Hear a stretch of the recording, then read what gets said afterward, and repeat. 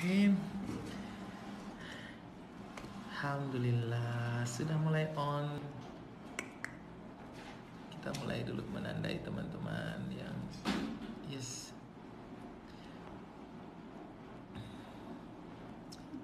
Ya, alhamdulillah.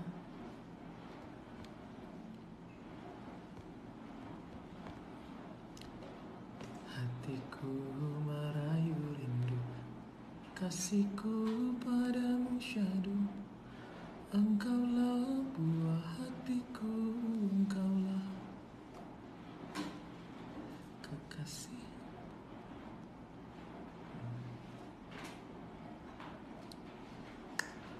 Oke, kita mulai on.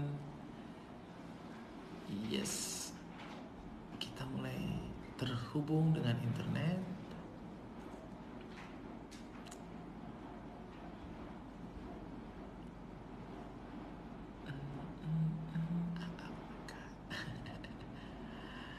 Alhamdulillah. Yes. Assalamualaikum teman-teman semuanya yang sudah hadir di sana. Siapa saja yang di sana, silahkan untuk absen terlebih dahulu. Tuliskan nama dan asal kotanya sebelum kita memulai. Insya Allah dalam 2 atau 3 menit ke depan kita akan memulai kelas kita. Mudah-mudahan hari ini alhamdulillah sudah mulai banyak yang hadir, insya Allah. Selamat datang untuk teman-teman saya semua yang luar biasa, yang penuh dengan semangat, yang setiap hari penuh bergelora, penuh untuk senantiasa semangat. Oke.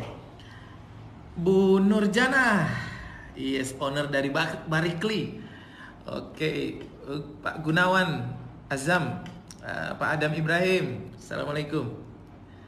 Oke, Bu Nilam sudah berapa minggu tidak datang ke tempat saya, Bu Nilam, ke pondok? Iya, Bu Enhi, Pak Epan Wiranata, Kak Ida di Ambon, Pak Rosyad, Pak Nasma, Bu Intan, Ibu Guru dari Salatiga, Pak Bu Indah, Pak Yuyun dari Pemalang, Budi Bakri, this is my friend. Oke. Pak Juniati Abdu, Pak Nur Alang, Ustadz Nurul. Assalamualaikum Ustadz Nurul. Mudah-mudahan sehat terus di sana. Ustadz Nurul ini teman saya, lulusan Lipia. Penghasilannya ratusan juta per bulan. Mantap. Oke, teman-teman semua sudah hadir. Kita akan mulai hari ini. Teman-teman semuanya, Assalamualaikum warahmatullahi wabarakatuh. Yes, kita gayanya seperti orang Betawi. Assalamualaikum. Hari ini teman-teman semuanya kita temanya adalah tentang bagaimana membuat ekstrim produktivitas yang ekstrim di masa-masa corona seperti ini, di masa-masa work from home.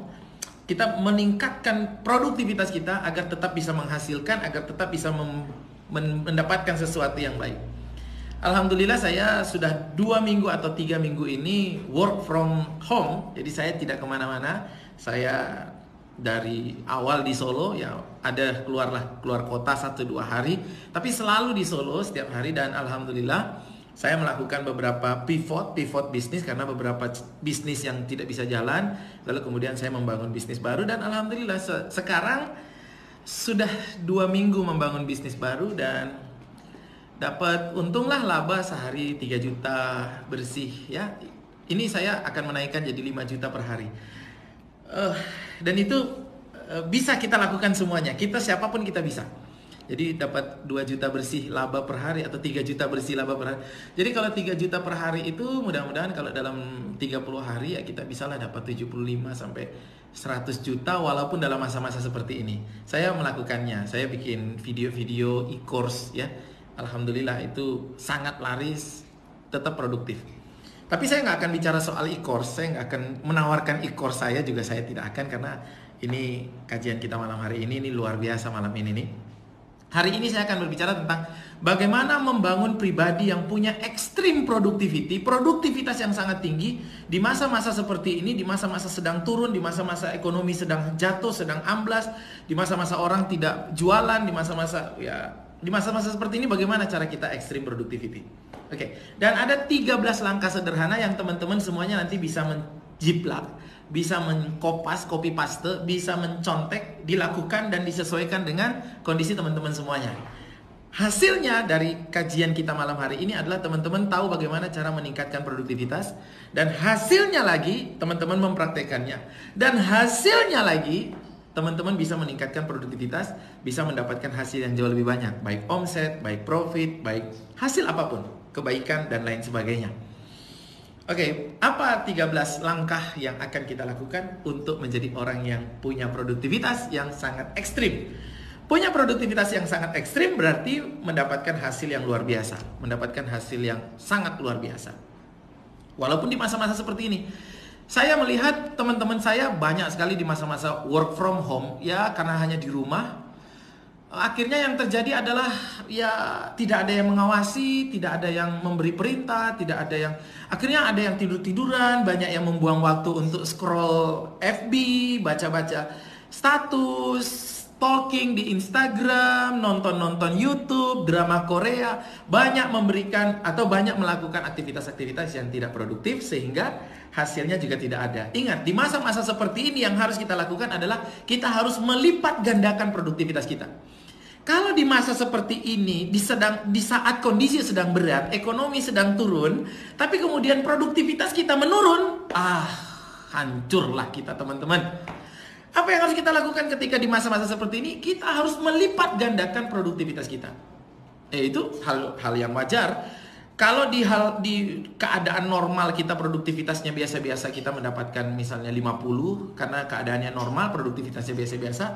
Lalu dengan produktivitas biasa-biasa juga di keadaan sekarang, itu pasti nggak dapat 50, pasti turun itu dari 50. Nah, apalagi ini sudah turun dari 50, tambah lagi produktivitas kita yang juga turun. Waduh, kita nggak punya pemasukan, nggak punya penghasilan, nggak punya apa-apa. Kasihan nanti kan. Padahal apapun yang terjadi, argonya tetap jalan teman-teman. Biaya operasional kita tetap jalan, karyawan kita tetap harus digaji, kita tetap harus bayar ini, bayar itu. Maka kita tetap harus produktif dan bahkan harus lebih produktif lagi di masa-masa seperti ini. Ya, di masa-masa seperti ini. Apa yang harus kita lakukan? Teman-teman, ada 13 langkah yang saya rekomendasikan kepada teman-teman semuanya agar teman-teman menjadi orang yang punya produktivitas yang sangat ekstrim. Langkah yang pertama, mudah-mudahan nanti sampai jam 9 waktu kita nanti ya. Langkah yang pertama, bagaimana cara membuat kita bisa menjadi produktif? Tips yang pertama, saya sebut, saya kasih namanya lock time. Lock artinya kunci. Kunci. Time artinya waktu. Tips yang pertama adalah kuncilah waktu kita. Kuncilah waktu kita. Maksudnya apa? Teman-teman semuanya, kita ini hidup satu hari dikasih waktu sama Allah 24 jam. Itu modal yang paling penting bagi kita sebenarnya. Modal kita tuh bukan uang, modal kita tuh bukan apa-apa, modal kita tuh waktu.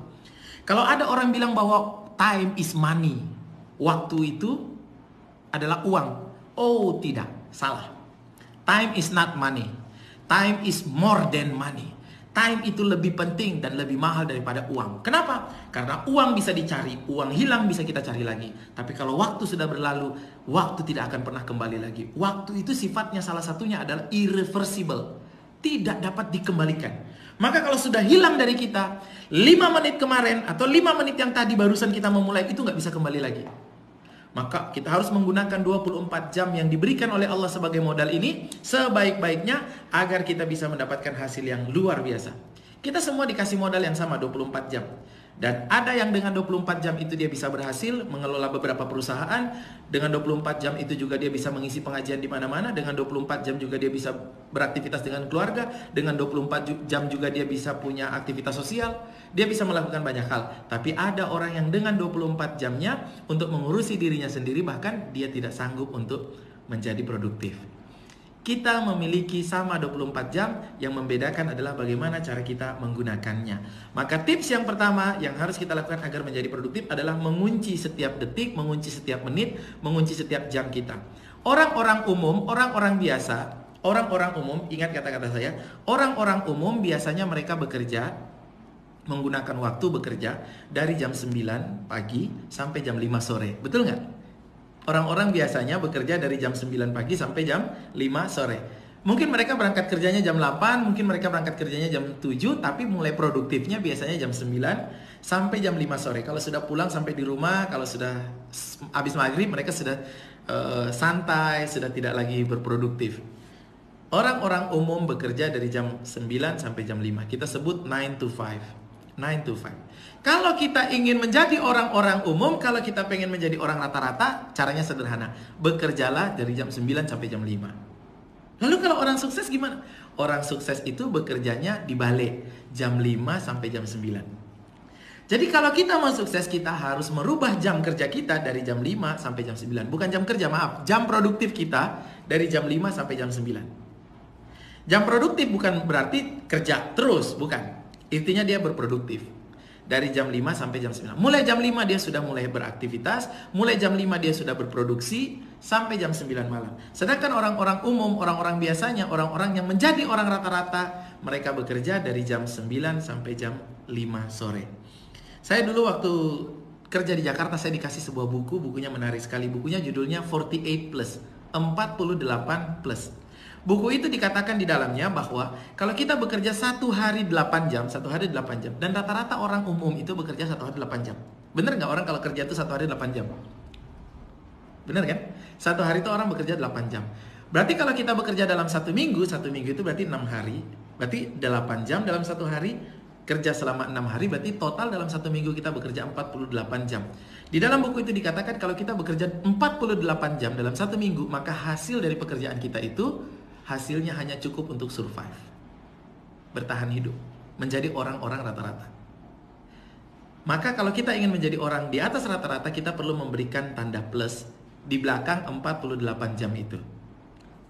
Semakin banyak plus yang kita berikan di belakang 48 itu, maka semakin cepat kita untuk mendapatkan apa yang kita inginkan. Saya kasih contoh. Tentu sangat berbeda orang yang menghafal Quran, satu hari dia mengagendakan 1 hari 15 menit dengan orang yang mengagendakan 1 hari 2 jam untuk menghafal Quran. Lebih cepat hafal mana? Lebih banyak hafalan mana? Tentu saja lebih banyak orang yang mengalokasikan 2 jam per hari daripada orang yang mengalokasikan 15 menit per hari. Dalam konteks apapun, begitu pula dalam bisnis. Semakin banyak plus yang kita berikan pada 48-nya, maka semakin cepat kita untuk berhasil. Dalam konteks apapun. Orang-orang sukses, orang-orang kaya raya biasanya mereka menghabiskan 100 jam minimal per minggu. Bahkan ada yang sampai 200 per minggu. Jadi ada orang yang bahkan bekerja itu 1 hari bisa 15-16 jam 1 hari. Masya Allah. Jadi konsepnya adalah semakin banyak waktu yang kita berikan kepada sesuatu, maka semakin cepat kita akan mendapatkan hasil dari sesuatu itu. Itu rumus yang sederhana. Sesuatu itu apa saja. Bisa hafalan Quran, bisa bisnis, bisa apapun. Tinggal kita prioritasnya apa. Bisa dipahami? 48 plus. Maka tips yang pertama adalah kunci setiap waktu kita dari jam 5 pagi sampai jam 9 dikunci dengan agenda-agenda. Jadi buatlah agenda untuk hari esok, sebelum kita menjalani hari esok, buatlah agenda untuk hari besok sebelum kita menjalani hari esok. Dan kunci setiap jam, kunci setiap menit dengan agenda aktivitas. Jadi kalau kita besok kita belum punya agenda, besok jam 5 mau ngapain, jam 6 mau ngapain, jam 7. Maka nanti di jam-jam kosong kita akan bingung, kita nggak tahu gimana nanti apa yang harus dilakukan. Akhirnya kita jadi santai, kita jadi malas, kita jadi tidur-tiduran, kita jadi scroll Facebook, kita jadi stalking di Instagram karena memang nggak ada waktunya, jamnya nggak ada. Tapi kalau kita sudah mengagendakan untuk besok hari kita sudah mengagendakan dari jam 5 sampai jam 9. Misalnya besok pagi jam 5 sampai jam 9 saya sudah bikin agenda, saya mau ngapain saja. Maaf, AC-nya mati. Saya bikin agenda, saya mau ngapain saja dari jam 5 sampai jam 9. Maka yang terjadi pada diri saya itu nanti yang pertama, saya akan melakukan saya akan tidak bingung, saya akan melakukan apa yang sudah saya agendakan. Dan yang kedua, saya akan punya cukup stamina, saya tidak akan capek di tengah jalan. Saya akan punya cukup banyak stamina untuk bisa selesaikan semua agenda saya. Jadi ada orang tanya kepada saya gini, kok kelihatannya coach itu nggak pernah capek sih? Kok kelihatannya coach itu semangat terus? Yes, kenapa saya semangat terus? Karena kemarin, sebelum saya tidur kemarin, di kepala saya itu saya sudah membuat agenda sampai nanti jam 11 malam, apa yang harus saya lakukan terus menerus. Maka kalau belum jam 11 malam itu saya belum capek, karena staminanya itu sudah disetting untuk sampai jam 11 malam. Nah, jadi kenapa staminanya kuat? Karena kita sudah men-setting kemarin. Kekuatan itu ada di pikiran. Ketika pikiran kita sudah, jadi pikiran orang itu, misalnya kita mau berlari nih. Orang ketika berlari, ada dua orang, si A sama si B. Lalu kemudian mereka berlari. Setelah 100 meter, mereka berhenti. Si A capek banget. Si A ini capek sekali. Kenapa si A-nya capek? Karena ketika dia mau berlari, dia berpikir dia akan berlari selama sepanjang 100 meter. Sedangkan si B ketika 100 meter, sudah sampai 100 meter, dia nggak capek. Kenapa? Karena dalam kepalanya dia sudah berpikir saya akan berlari maraton. Maraton misalnya 10 kilo. Jadi di dalam kepala dia sudah berpikir berlari 10 kilo. Sehingga ketika baru 100 meter, staminanya masih banyak. Sedangkan orang yang berpikir mau lari 100 meter, ketika sampai 100 meter dia capek. Sama seperti kita membuat aktivitas kita membuat aktivitas kita. Kalau kita sudah tulis aktivitas kita nanti sampai jam 12, sampai jam 11 malam, maka sore-sore begini, kita masih punya banyak stamina. Karena pikiran kita sudah disiapkan staminanya sampai dengan nanti malam. Maka teman-teman, orang-orang yang tidak produktif biasanya adalah orang-orang yang tidak mengunci setiap waktunya dengan agenda. Jangan biarkan 1 jam pun atau bahkan 1 menit pun milik kita besok tidak bertuan, tidak punya agenda. Pikirkan terlebih dahulu, besok tinggal dijalani. Jangan dijalani sambil dipikirin, itu berat.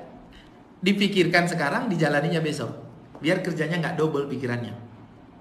Maka langkah yang pertama teman-teman, agar kita bisa produktif, kita kunci setiap waktu kita. Ingat, jam 5 sampai jam 9, jam 5 sampai jam 9, jam 5 sampai... Tidak harus dengan semuanya bisnis, tidak. Jam 5 sampai 9, itu harus produktif. Intinya mau baca Quran boleh, intinya mau ya yang penting produktif. Mau main sama anak boleh, itu harus diisi. Jam 5 sampai jam 9, jam 5 sampai jam 9, setiap hari. Setiap hari. Itu kunci yang pertama bagaimana kita bisa produktif. Kita tidak tidur-tiduran, kita tidak santai-santai. Gitu. Oke? Oke, itu kunci yang pertama. Kalau ada yang mau bertanya, mungkin bisa bertanya nanti di situ. Oke. Kalau kita bisa melakukannya, maka kita akan selalu semangat. Semangat. Kunci yang pertama, bisa dipahami ya? Bisa. Oke. Sekarang kunci yang kedua. Bagaimana caranya, atau tips yang kedua, bagaimana caranya kita memiliki extreme productivity pada diri kita agar kita bisa mendapatkan produktivitas yang tinggi. Kunci yang kedua adalah memahami prioritas kita. Memahami prioritas kita. Oke, teman-teman dengarkan kata-kata saya. Ingat ya, kesibukan tidak sama dengan produktivitas. Saya ulangi. Kesibukan tidak sama dengan produktivitas. Oke. Jadi jangan dikira kalau kita sibuk ke sana kemari, itu berarti kita produktif. Oh, belum tentu. Belum tentu. Ada orang yang aku hari ini capek banget, tapi nggak menghasilkan apa-apa. Ada. Orang yang hari ini capek banget, ke sana kemari, naik mobil ke sana, naik motor ke situ, naik ini ke pasar dan lain sebagainya. Tapi dia nggak menghasilkan apa-apa. Itu karena dia tidak tahu apa prioritasnya. Nah, untuk bisa mengetahui prioritasnya teman-teman, saya pakai papan tulis, mudah-mudahan kita bisa menggambarkan gambarannya begini. Perhatikan teman-teman. Oh, Masya Allah, Alhamdulillah, spidolnya habis. Ada kok. Oke. Teman-teman kelihatan ya, itu saya gambar cross. Oke. Lihat ya. Jadi di sini saya tuliskan penting. Saya tulis tidak penting. Kelihatan? Mudah-mudahan kelihatan. Di sini saya tulis mendesak.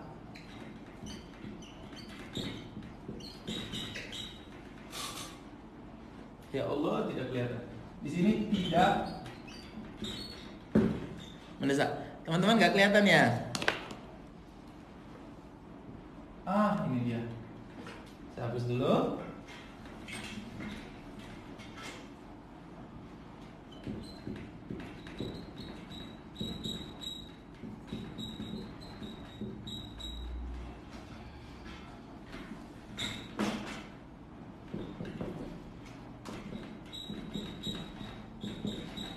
Oke, 1, 2, 3, 4. Oke, teman-teman perhatikan.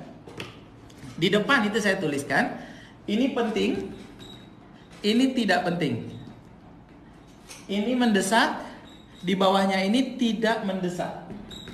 Oke, lihat ya. Aktivitas kita itu bisa dibagi menjadi 4 kategori ini. Ada aktivitas-aktivitas yang mendesak dan dia penting. Itu kategori di kuadran 1.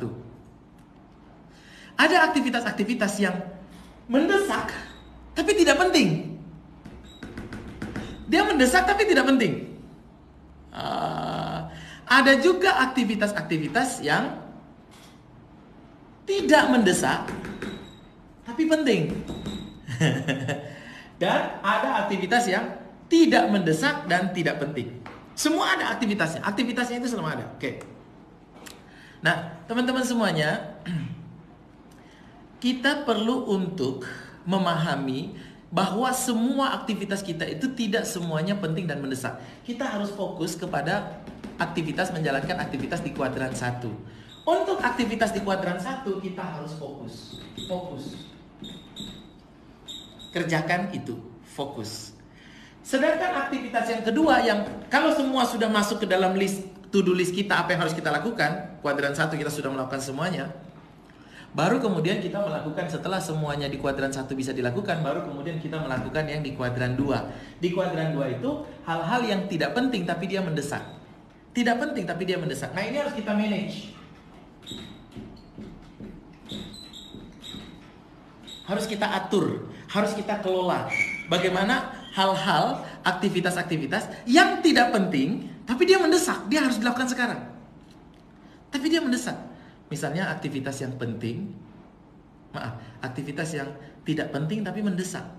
Misalnya kita lagi kajian kayak gini, lagi kajian ini, misalnya kita anggap kajian ini penting, kita anggap, atau kita anggap misalnya kajian ini mendesak gitu ya. Jadi ada hal-hal yang mendesak tapi tidak penting. Misalnya kita anggap ini kajiannya penting. Tiba-tiba ada yang kebelet pipis, pengen pipis. Ada yang nonton di sana, pengen pipis. Pipis, maaf ya contohnya. Pipis itu bisa jadi tidak penting tapi dia mendesak. Maka jangan ditunggu. Ayo ke belakang dulu daripada nanti bocor di situ.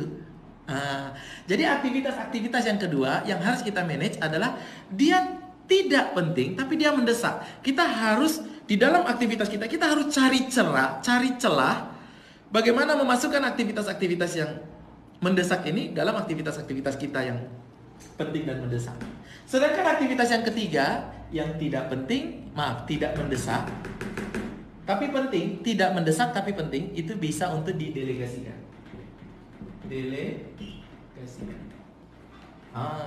Delegasikan semua aktivitas kita yang tidak mendesak tapi penting. Bisa didelegasikan kan? Delegasikan. Dan yang terakhir ketiga, ada aktivitas-aktivitas yang tidak penting dan tidak mendesak. Tidak penting dan tidak mendesak. Ini harus dihindari. Harus dihindari. Jadi kuliah kita kali ini, kajian kita kali ini, teman-teman semuanya diajak untuk melihat dengan terbalik. Jadi nanti teman-teman punya kemampuan baru setelah ikut kajian, mampu membaca huruf terbalik. Tapi saya bacakan, gak usah lihat ininya, papannya saya bacakan. Kuadran 1 penting dan mendesak, kuadran 2 tidak penting tapi mendesak, kuadran 3 itu tidak mendesak tapi penting, kuadran 4 tidak penting dan tidak mendesak. Teman-teman begini, maksud saya begini, kenapa saya menuliskan kuadran-kuadran ini di depan? Teman-teman jangan sampai hari-hari kita itu sibuk, tapi kesibukannya itu kesibukan yang kuadran 4.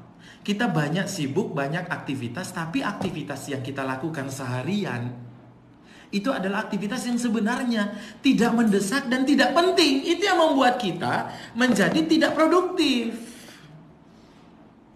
Ingat, kesibukan tidak sama dengan produktivitas. Kesibukan tidak sama dengan produktivitas. Jadi kalau kita sibuk, belum tentu kita produktif. Teman-teman yang yang merasa kameranya terbalik karena memang tulisannya terbalik karena memang kameranya saya balik. Jadi ini kameranya kamera depan. Kalau saya pakai kamera belakang itu biasanya kelihatan lebih ganteng. Jadi saya khawatir. Jadi saya pakai kamera depan. Oke, teman-teman bisa dipahami tentang ini. Jadi tips yang kedua adalah memahami apa sih yang prioritas dan apa yang tidak prioritas. Tidak semua hal itu prioritas. Tidak semua hal itu sama pentingnya dan sama mendesaknya. Maka kita perlu untuk melakukan hal-hal yang mendesak dan penting terlebih dahulu.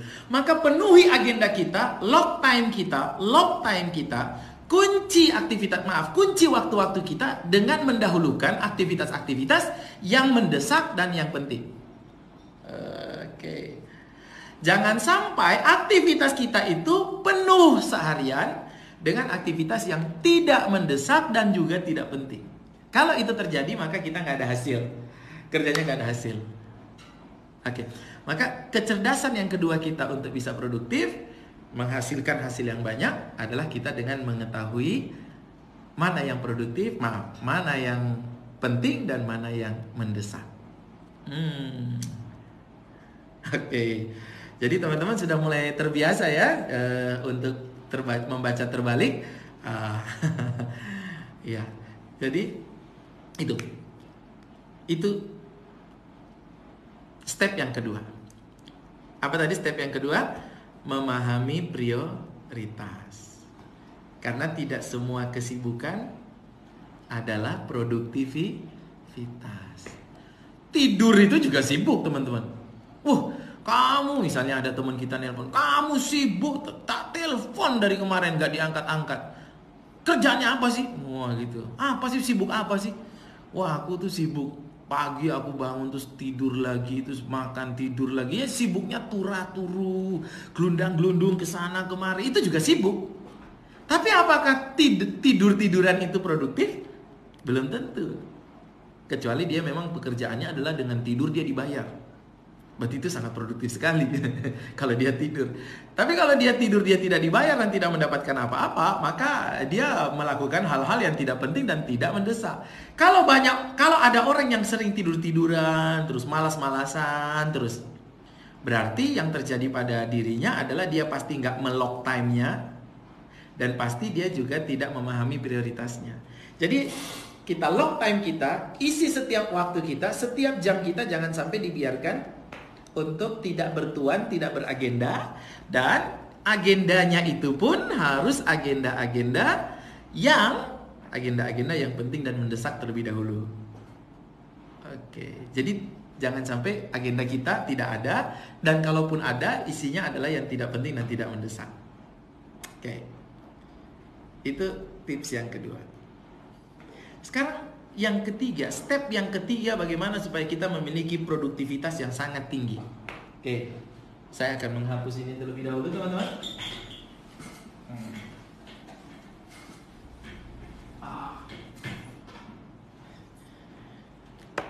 Namanya step yang ketiga, namanya adalah tipsnya atau stepnya namanya adalah memahami aktivitas Pareto.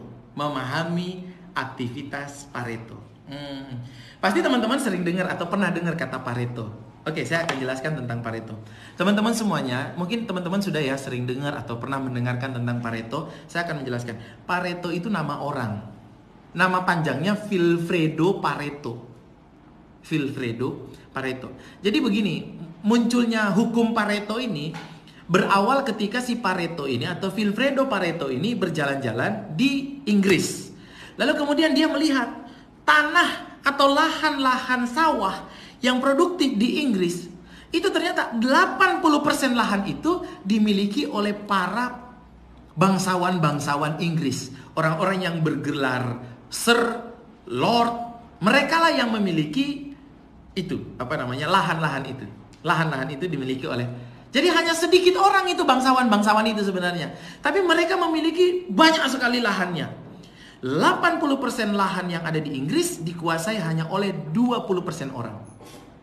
Yaitu para bangsawan. Lalu dia mikir, kok di Inggris 80% lahan produktif dikuasai hanya oleh 20% orang. Akhirnya dia membuat hukum namanya 80-20. 80-20. 80 output dihasilkan oleh 20 input. Maksudnya begini. Saya kasih contoh yang lain. Dia mengatakan bahwa hukum 80-20 terjadi bukan hanya pada tanah, bukan hanya pada lahan di Inggris, tapi terjadi dalam setiap aspek kehidupan kita. Itu ada hukum 80-20 berlaku. Kalau kita memahami ini, kita akan sangat-sangat produktif. Kita bisa meningkatkan produktivitas kita 4 bahkan 5 kali lipat. Nah, Bagaimana maksudnya? Maksudnya hukum Pareto itu begini, 80-20. Saya kasih contoh. 80 masalah yang sering kita hadapi dalam kehidupan kita, 80% atau 80% masalah yang sering kita hadapi dalam kehidupan kita adalah 20% masalah itu aja. 80% karyawan, 80 permasalahan karyawan, 80% permasalahan karyawan di kantor kita adalah masalah itu saja, dan yang bermasalah juga 20% yang itu saja. 80% baju yang sering kita pakai, 80% baju yang sering kita pakai adalah 20% baju yang ada di lemari yang itu saja. Bisa dipahami lah hubungan 80-20? Jadi 80% omset kita, 80% omset kita itu juga dari 20% produk itu saja. Jadi ada produk-produk yang unggul yang menghasilkan 80% dari omset kita, ya. Jadi kalau kita punya produk A, produk B, produk C, produk D, produk E, tidak semua produk itu sama unggulnya. Tidak semua produk itu memberikan omset yang sama. Kita harus tahu mana produk yang memberikan omset yang 80% atau 70% atau lebih. Oke, itu. Jadi ada 80-20. 80% omset yang ada di bank, sebuah bank, disumbang oleh 20% nasabah yang itu saja. Jadi ada 20% nasabah yang disebut nasabah prioritas. Mereka lah yang uangnya 80% paling banyak di bank itu. Jadi ada hubungan antara 80-20. Bisa dipahami tentang ini 80-20. Jadi hukum 80-20 ini berefek kepada banyak hal. Kalau dalam produktivitas salah satunya berefek kepada teman-teman, 80% hasil yang kita dapatkan hari ini, saya ulangi, 80% hasil yang kita dapatkan hari ini itu adalah dari 20% aktivitas. Jadi kalau misalnya aktivitas kita itu dalam satu hari ada 10 jam, aktivitas kita 10 jam dalam satu hari. Ini misalnya begini ya. 10 jam.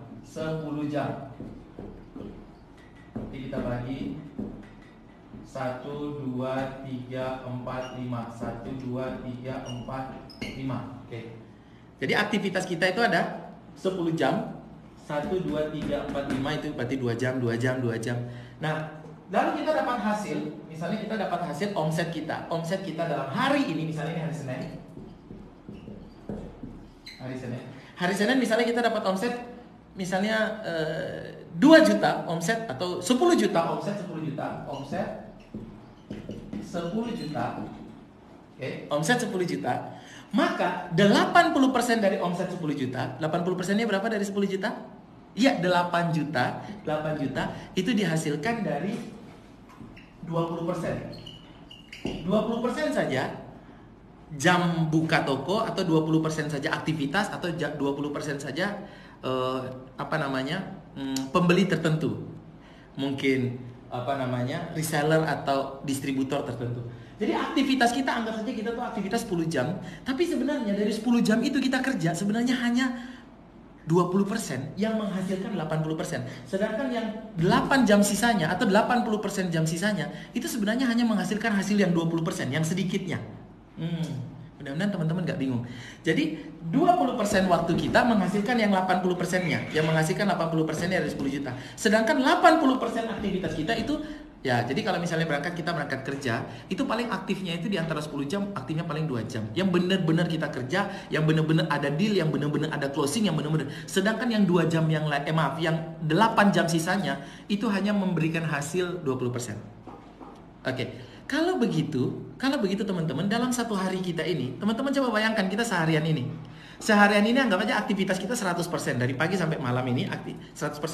Apakah semua aktivitas yang kita lakukan dari pagi sampai malam itu sama produktivitasnya, tingkatnya? Tidak kan? Ada aktivitas yang tinggi produktivitasnya dan ada aktivitas yang rendah produktivitasnya. Maka coba kita identifikasi, hari ini produktivitas saya itu, aktivitas yang memberikan produktivitas paling tinggi itu hari ini apa? Hari ini. Jadi misalnya ini ada produktivitas, ada pekerjaan A, pekerjaan B, pekerjaan C, pekerjaan D, pekerjaan E. Pekerjaan A memberikan 80% hasil, sedangkan pekerjaan B, C, D, E selama seharian ini hanya memberikan 20% hasil. Kita identifikasi yang A itu pekerjaan apa, lalu yang B ini kita hilangkan, C kita hilangkan, D kita hilangkan, E kita hilangkan, atau kita delegasikan. Kemudian kita ganti pekerjaan A, pekerjaan A, pekerjaan A, pekerjaan A, pekerjaan A. Jadi A ini tadi kita bisa dapat 80%, A ini juga dapat 80%.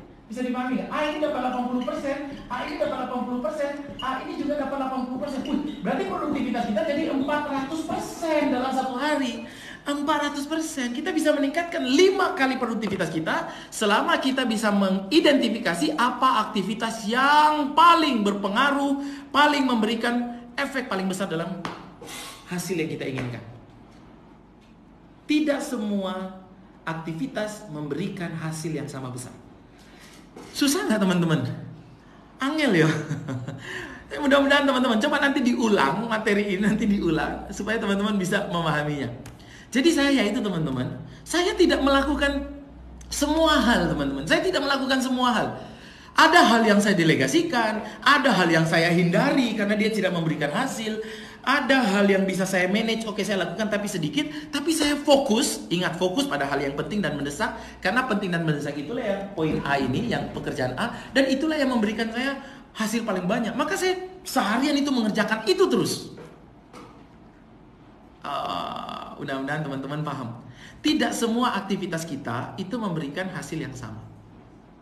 Maka pahamilah aktivitas kita yang mana yang memberikan hasil yang paling besar.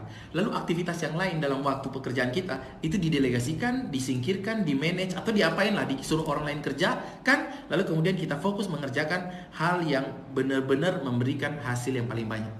Contoh misalnya ibu-ibu nyetrika.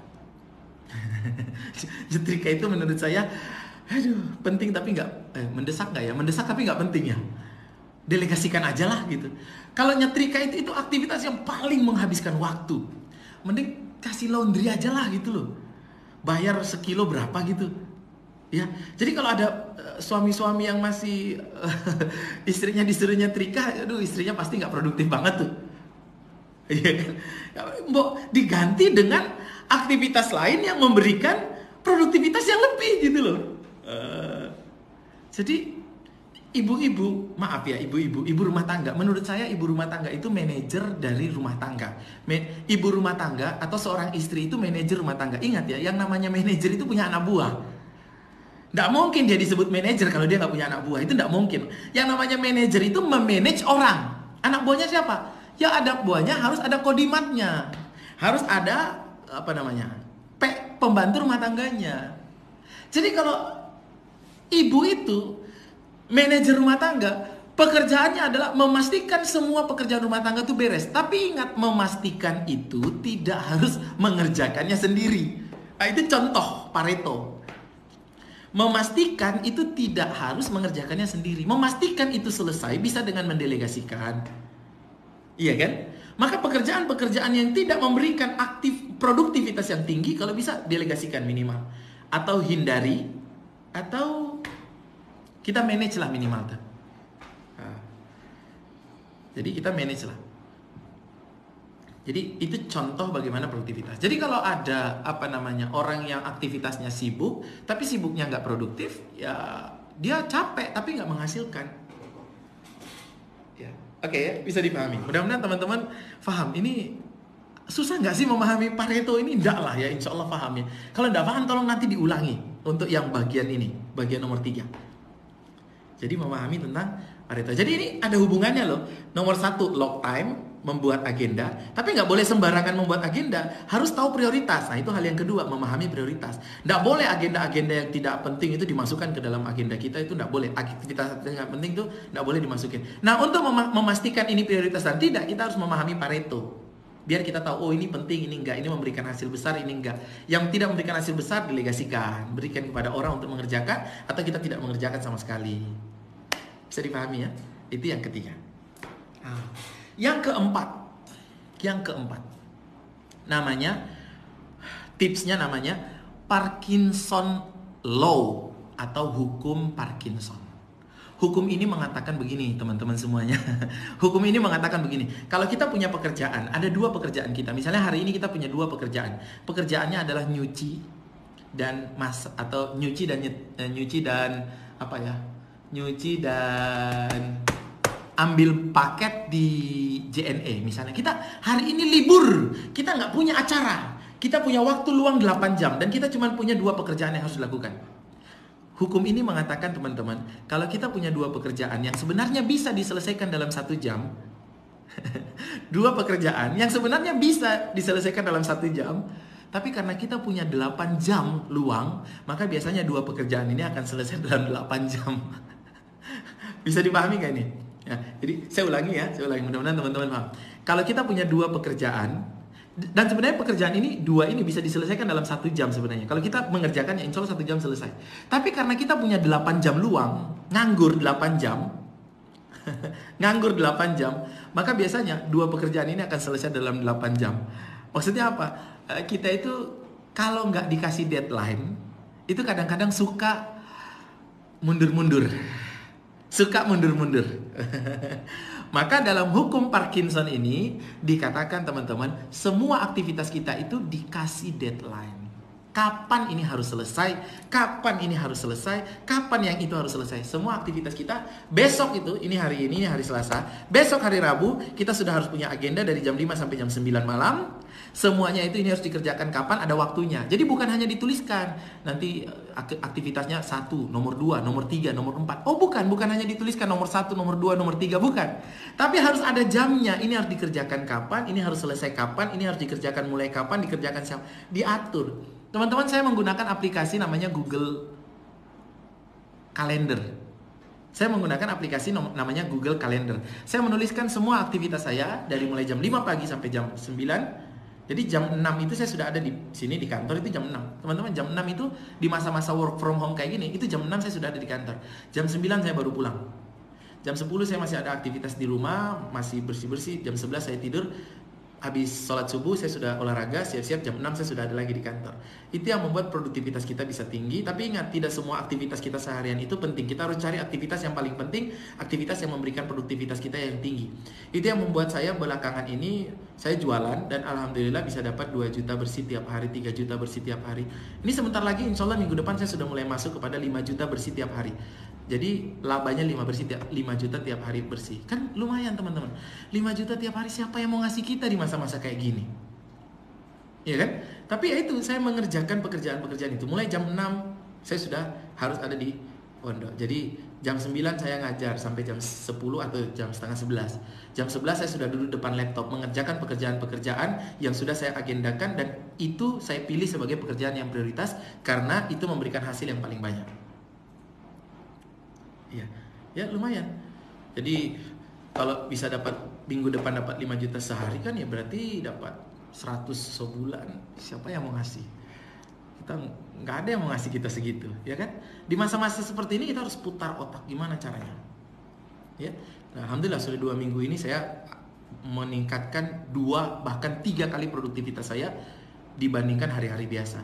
Kalau di hari-hari biasa saya sampai di kantor jam 8 atau jam 9, sekarang hari-hari seperti ini, di masa-masa berat seperti ini, saya datang jam 6. Jadi ingat ya prinsipnya, di masa normal kita bekerja jam 8. Di masa krisis kita harus bekerja jam 6. Kalau sudah di masa krisis terus kita kerjanya jam 10, santai-santai, ya tambah hancur. Oke, itu prinsipnya sederhana. Oke.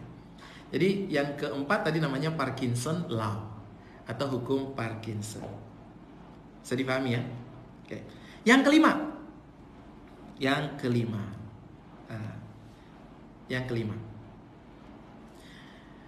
Yang kelima tipsnya dari saya adalah selalu on time. Selalu on time. Jadi kita bikin agenda, kita bikin aktivitas, dan kita harus berusaha untuk on time sesuai dengan apa yang sudah kita agendakan. Teman-teman, kalau kita sendiri nggak bisa on time dengan aktivitas yang kita buat, kalau kita sendiri nggak bisa on time, nggak bisa mengikuti agenda yang kita buat sendiri, bagaimana mungkin kita bisa mengajak tim kita untuk mengikuti agenda yang kita buat? Orang kita sendiri mengkhianati rencana kita. Maka untuk bisa memimpin tim kita, untuk bisa memimpin anak buah kita, syaratnya adalah kita harus komitmen dengan apa rencana yang sudah kita buat, apa jadwal yang sudah kita buat, on time. Kalau ada pertemuan di mana jam 1, kalau bisa sebelum jam 1 kurang 15 kita sudah hadir. Lebih baik kita menunggu daripada kita ditunggu sama orang. Jadi selalu untuk berusaha on time. On time adalah tips yang kelima. On time terhadap apa? On time terhadap aktivitas-aktivitas yang sudah kita buat pada log time kita. Berusaha untuk selalu on time. Itu aktivitas yang Sekarang aktivitas yang keenam atau tips yang keenam. Tips yang keenam adalah hindari interupsi. Hindari interupsi. Teman-teman semuanya, ada banyak pencuri-pencuri waktu yang mereka itu suka menginterupsi dan mencuri waktu-waktu penting kita. Apa itu pencuri waktu? 1, Facebook. 2, IG. 3, yang pencuri waktu paling banyak, YouTube. Kita duduk sebentar, tak disangka itu setengah jamnya hilang, 1 jamnya hilang gara-gara ngeliatin itu ada artis India di YouTube atau ada artis Korea di YouTube. Itu pencuri waktu, teman-teman. Teman-teman, saya tuh nggak ngeliat YouTube. Saya tuh siang-siang itu nggak ngeliat YouTube. Saya tuh banyak bikin video di YouTube, tapi saya nggak ngeliat YouTube. Kecuali ketika saya mau belajar. Tapi saya tuh nggak ngeliat YouTube. Saya nggak ngeliat itu. Teman-teman, kapan saya buka YouTube saya? YouTube saya itu buka kalau saya mau tidur. Saya sudah malam, mungkin jam 10 atau jam 11 baru saya buka YouTube. Saya nonton sebentar, langsung tidur. Jadi jangan hati-hati dengan pencuri waktu. Siapa pencuri waktu? 1, sosmed. 2, pencuri waktu adalah teman kita yang suka datang tuh sengaja ngobrol. Misalnya kita lagi ngerjain serius, ada teman kita datang, tahu nggak berita terbaru? Si ini sekarang sama si Anu loh, ternyata, masa? Terus gimana? Terus. Itu pencuri waktu, teman-teman. Kurang ajar. Keluar, aku lagi kerja. Jadi hati-hati dengan pencuri waktu. Pencuri waktu kedua adalah teman-teman kita yang datang tiba-tiba ngajak ngobrol, ngajak jalan, yang ngajak kita melakukan sesuatu tidak sesuai dengan aktivitas kita. Terus bagaimana dong kita menyikapinya? Minta waktu sama mereka. Sebentar, saya tak selesaikan itu, habis itu kamu ngomong. Waktumu 2 menit. Sebentar, tak selesaikan dulu. Mau ngomong apa? Sudah selesai? Udah pergi. Jadi ya, kita hati-hati dengan para pencuri-pencuri waktu. Itu tips yang ke-6. Dan banyak pencuri waktu yang membuat kita tidak konsisten, tidak komitmen dengan waktu dan agenda yang sudah kita buat. Sosmed, tadi yang pertama. Yang kedua adalah teman-teman kita. Yang ketiga, apalagi ya yang mencuri waktu? Saya kok jadi lupa.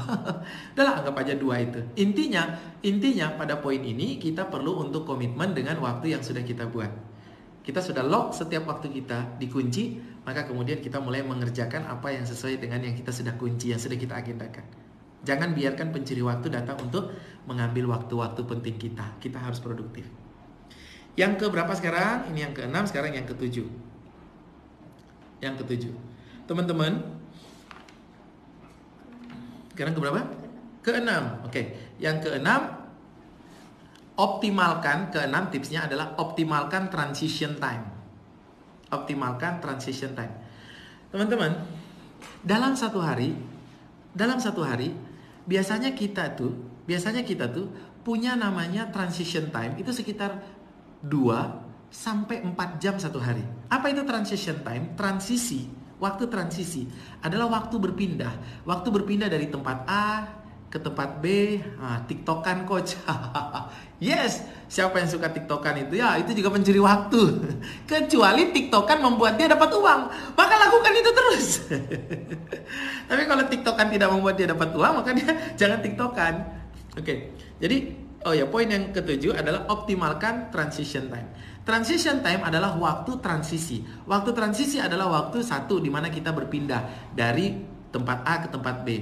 Terutama teman-teman yang di Jakarta, teman-teman yang di Jabodetabek, biasanya itu waktu dari berangkat dari rumah ke kantor, dari rumah kemana, itu bisa 1 jam itu.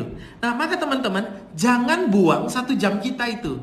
Atau teman-teman ketika menunggu busway, atau teman-teman ketika menunggu kereta, atau teman-teman ketika menunggu pesawat, itu kadang-kadang ada waktu setengah jam, ada waktu-waktu 1 jam.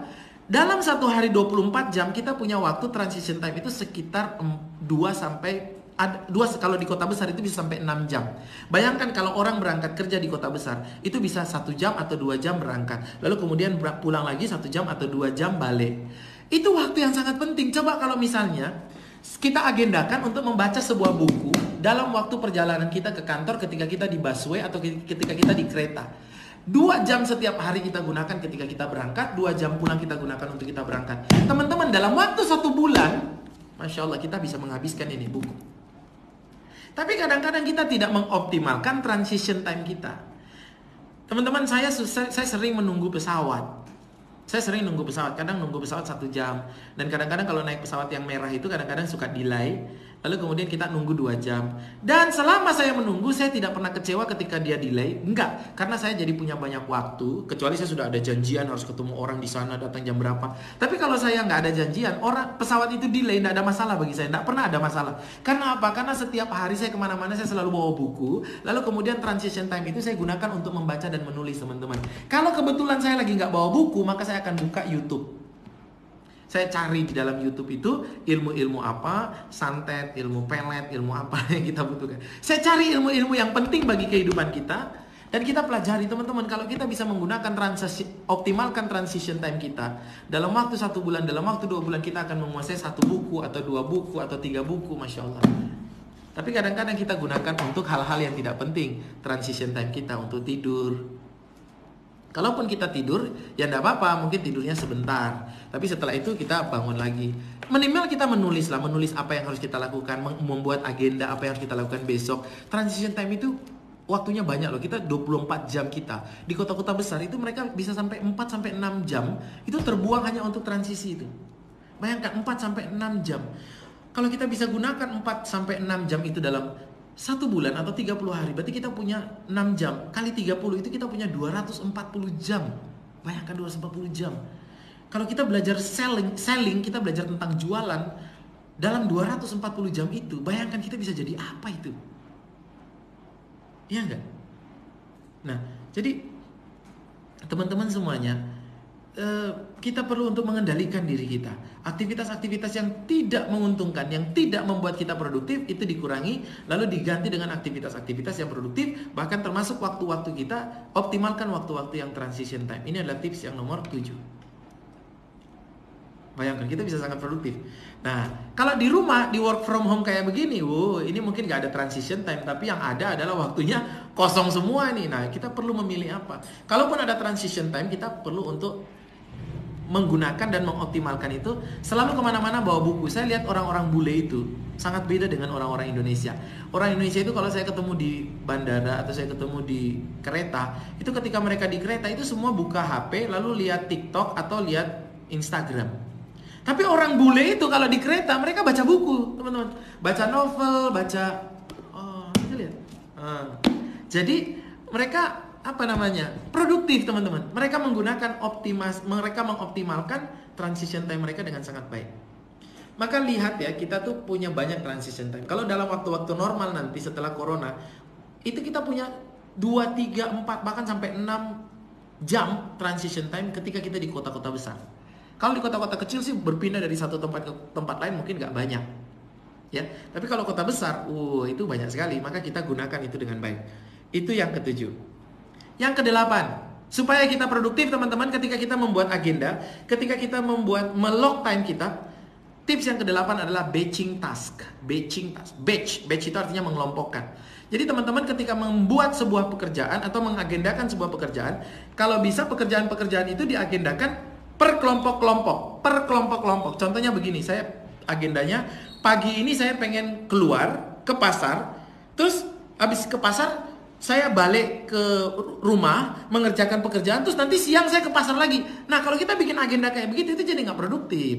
Jadi kalau kita mau ke pasar, sekaligus bikin agenda ke pasar, itu semua selesaikan di pasar dalam satu kali pekerjaan. Lalu kemudian kita pergi ke barat, habis itu barat semua pekerjaan kita selesaikan, habis itu kita ke utara, semua pekerjaan di utara kita selesaikan, habis itu kita ke timur, semua kerjaan ke timur kita selesaikan. Jangan kita membuat pekerjaan ke barat pagi, lalu kemudian siang kita ke timur, lalu kemudian nanti sore kita ke barat lagi.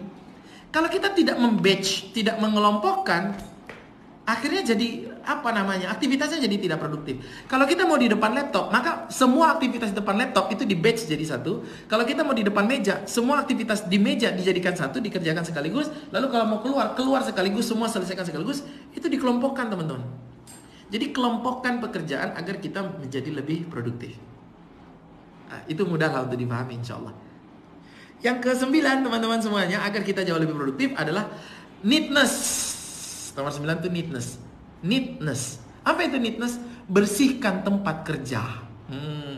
Ternyata ada riset dan banyak sekali literatur yang menunjukkan bahwa kalau kita bekerja dan meja kerja kita itu bersih, insya Allah pekerjaan kita itu jauh lebih cepat selesai. Saya ulangi ya. Kalau kita di kamar kerjanya, lalu misalnya kalau kita kerja di kamar, tiduran di kasur misalnya gitu ya, tiduran di kasur. Lalu kemudian ada banyak buku-buku berserakan, ada ini, ada itu, kita jadi nggak produktif. Teman-teman semuanya, bersihkan semua terlebih dahulu, lalu kemudian baru kerja. Insya Allah itu jauh lebih produktif, hasilnya cepat selesai. Itu namanya neatness, itu tips ke-9. Jadi sebelum kita bekerja tuh rapikan dulu semuanya teman-teman, rapikan dulu semuanya, ya. Rapikan, bersihkan tempat kerja, baru kemudian kita bekerja. Jadi itu 1-9, alhamdulillah kita sudah berpikir apa yang bisa membuat kita menjadi produktif.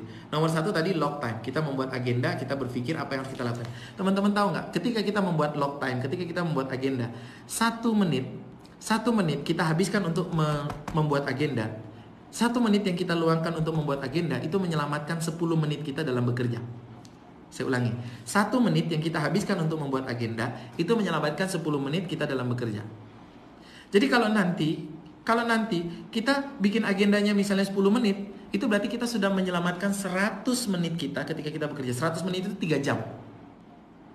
Jadi kita 10 menit berpikir untuk membuat agenda, itu berarti kita sudah menyelamatkan 3 jam kita. Nah, mudah-mudahan teman-teman paham ya. Jadi kita berpikir bagaimana kita membuat diri kita menjadi lebih produktif. Sekarang langkah yang ke berapa sekarang? 10. Oke, langkah yang ke-10. Langkah yang ke-10. Block time. Langkah yang ke-10 adalah block time. Block time itu begini teman-teman. Kalau bisa teman-teman, biar teman-teman produktif, walaupun teman-teman bekerja di rumah, teman-teman di Facebook saya itu saya membagi beberapa video tentang orang yang bekerja di rumah lalu anaknya masuk, anaknya yang pertama diusir-usir, anak keduanya masuk, anak keduanya diusir-usir, emaknya masuk atau ibunya masuk atau istrinya masuk, akhirnya dia nggak bisa kerja. Maka teman-teman, ketika kita benar-benar pengen produktif, maka kita butuh ruangan, kita butuh memblok baik tempat maupun waktu. Kalau kita punya ruangan untuk bekerja itu jauh lebih bagus. Ini ruangan saya teman-teman, ini tempat saya bekerja, ini ruangan saya. Semua santri-santri itu jarang mau masuk ke tempat saya ini. Mereka ya kayak semacam nggak enak untuk masuk ke sini. Dan di sini saya bisa bekerja dengan tenang, di sini saya bisa mengerjakan pekerjaan, tidak ada yang mengganggu. Saya memblok. Bila perlu di depan pintu kita tuliskan sedang bekerja, tidak boleh diganggu selama masa produktif. Gitu. Jadi kalau ada orang mau menyampaikan sesuatu, mungkin kita kasih mekanisme, mungkin pencet bel atau telepon, misalnya begitu. Jadi kita perlu membuat mekanisme agar kita tidak diganggu. Teman-teman yang maaf ya, kalau bekerja di kamar, lalu pas bekerja anaknya di sampingnya bekerja, tentu saja itu lebih berat pekerjaannya. Jadi kayak nggak serius gitu. Maka sediakanlah tempat. Kalau tidak ada ruangan, ya udahlah kursi. Di mana kita lagi di situ, anak-anak mungkin tidak mengganggu, suami tidak mengganggu, istri juga tidak mengganggu selama kita bekerja. Tapi setelah kita bekerja, kita yang gangguin mereka. Gitu kira-kira. Jadi block time and room. Butuh ruangan dan butuh tempat khusus untuk membuat kita jauh lebih produktif. Ini ruangan saya. Ya, di ruangan ini hanya isinya biasanya 3 orang. Saya dibantu oleh 2 orang. Di sini ada namanya Linda dan ada namanya Ira. Mereka di sini bekerja berdua untuk membantu semua produktivitas. Apa yang saya butuhkan, bikin surat-surat, bikin apapun, mereka bekerja. Nah, tapi semua yang lain itu mereka biasanya tidak masuk ke sini. Gitu. Jadi kalau mereka mau masuk biasanya mereka ketuk atau mereka datang. Gitu. Nah, tapi ruangan ini terbuka, jadi itu ada kaca, jadi bisa kelihatan dari luar. Nah, teman-teman semuanya, tips ke-10 adalah block time. Tips ke-11, kita udah tips ke-11 ya. Alhamdulillah. Tips ke-11 adalah berani untuk mengatakan no atau say no. Teman-teman semuanya, untuk produktif kita juga perlu belajar untuk mengatakan tidak. Orang-orang yang susah untuk mengatakan tidak, itu susah untuk produktif teman-teman. Lagi ngerjakan sesuatu gitu ya, ada yang datang, minta tolong ini dong gitu, minta ini dong, ayo anterin ke situ dong gitu. Akhirnya kita ikut ke sana, ikut ke sini, ikut ke sana. Aduh, berat itu. Ya, jadi teman-teman semuanya, kita harus mulai belajar untuk say no atau say minimal kita mengatakan wait. Mengatakan apa? Wait. Tunggu sebentar. Saya selesaikan ini dulu. Atau kalau enggak, no, sebentar. Gitu. Oke. Dan ke berapa sekarang? Ke 12. Udah mau 13 ya. Gak kerasa sejam ya. Ke-12 teman-teman semuanya. Ke-12, buatlah sistem reminder. Alarm. Jadi buatlah alarm. Teman-teman, saya punya alarm di sini. Alarm jam 4, alarm jam setengah 5, alarm jam 5, alarm jam setengah 6, sama alarm jam 6 pagi. Itu saya punya alarm di sini. Ya. Jadi Jadi saya punya punya alarm yang membuat saya reminder. Jadi harus ke sini. Kalau kita nggak bisa punya reminder ya, kalau kita nggak bisa punya reminder di HP atau bikinlah di buku ya, bikin buku catatan atau note gitu ya. Catatnya setiap jam, lihat aku harus ngapain sekarang. Kita perlu untuk memanage diri kita sendiri. Teman-teman semuanya, kalau kita bisa memanage diri kita, maka kita bisa memanage hal yang di luar. Kalau kita nggak bisa memanage diri kita nggak akan bisa memanage hal yang di luar. Kita harus selesai dengan diri kita terlebih dahulu sebelum kita menyelesaikan pekerjaan di luar. Orang-orang yang tidak bisa menyelesaikan masalah dalam dirinya, dia akan sulit untuk menyelesaikan masalah yang ada di luar dirinya. Oke. Maka kita harus bisa mengendalikan diri kita. Dan yang terakhir, teman-teman semuanya, mudah-mudahan ini berguna bagi teman-teman semuanya. Dan yang terakhir adalah balancing. Apa itu balance? Artinya seimbang, tawazun, seimbang. Maksudnya bagaimana seimbang, teman-teman semuanya? Seimbang waktu kita digunakan untuk bekerja, untuk keluarga, untuk kesehatan, untuk ibadah. Itu semua harus diseimbangkan. Jangan hanya untuk satu aktivitas saja. Misalnya bisnis terus, nanti sakit, banyak uang tuh sakit karena nggak pernah olahraga. Jangan hanya olahraga terus tapi nggak bisnis, nanti kere, badannya bagus tapi nggak punya duit, ya kan? Nah, jadi semua diseimbangkan. Jadi spiritualnya harus dapat, family-nya harus dapat, relationship-nya terbangun dengan baik, bisnisnya juga terbangun dengan baik. Kita seimbangkan semuanya dalam aktivitas kita, dalam setiap hari aktivitas kita. Nah, seimbangkan, balance, tawazun. Teman-teman semuanya, itulah 13 tips langkah yang bisa kita lakukan dalam masa-masa work from home agar kita produktivitasnya meningkat 2, 3, bahkan 5 kali lipat. Kemudian hasil kita yang kita bisa dapatkan jauh lebih banyak daripada hasil biasanya. Teman-teman, kalau kita dalam masa-masa seperti ini di mana ekonomi sedang turun, lalu kita menggunakan gaya seperti normal biasanya kita bekerja, pasti kita nggak akan bisa untuk mendapatkan hasil yang banyak.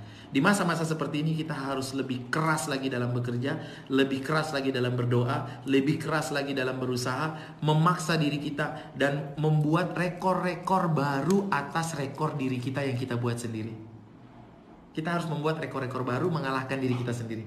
Dan kalau kita bisa mengalahkan diri kita sendiri, insya Allah kita bisa mengalahkan dunia ini dan kita bisa mendapatkan apa yang kita inginkan. Teman-teman semuanya, sebelum ini berakhir, kalau teman-teman merasa bahwa video ini baik untuk disimak oleh orang lain, maka share-lah video ini. Mudah-mudahan itu menjadi amal kebaikan bagi kita semuanya. Ada yang mengatakan di bawah, jilbab Nafiah, cepet banget ya coach, tambah lagi. Udah sejam lebih. Gak kerasa kan? Gak kerasa kan? Iyalah, gak kerasa kan? Iya, yang ngerasain saya capeknya.